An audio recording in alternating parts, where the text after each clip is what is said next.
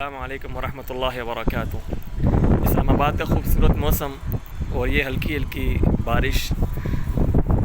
ابو العتاہیہ ایک شاعر تھے۔ ہارون رشید نے جب ایک محل بنایا، ایک قصر بنایا بڑا ہی خوبصورت، اور شعراء کو، خطباء کو دعوت دی اس محل کو دیکھ کے، اشعار پڑھنے کی خطباء کو دعوت دی کہ وہ اچھے آگے لیکچر دیں۔ تو ابو العتاہیہ جب آئے تو انہوں نے ان خوبصورت محلات کو دیکھا تو کچھ اشعار کہے جو بڑے ہی خوبصورت ہیں، وہ میں آج کو سنانا چاہتا ہوں۔ وہ فرماتے ہیں: عش ما بدا لك راضيا في ظل شاهقة القصور يسعى لديك بما اشتهيت لدى الروائح وفي البكور فإذا النفوس تقعقعت في ظل حشرجة الصدور فهناك تعلم موقنا ما كنت إلا في غرور۔ کہ اس دنیا میں جتنی مرضی جو ہے وہ مزے سے زندگی گزار لو، لیکن حقیقت یہ ہے کہ جب جو ہے جان حلق میں آ کے پھنس جائے گی،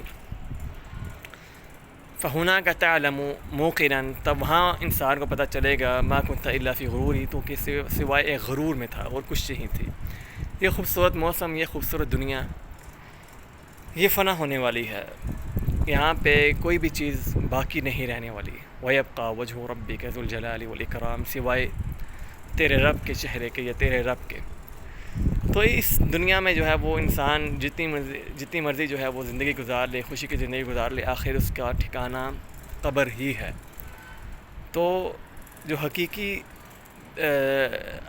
زندگی ہے، آخرت کی زندگی، اس کے لیے کچھ کریں، ورنہ یہاں پہ جو ہے آپ کے تمام لوگ بھول جائیں گے۔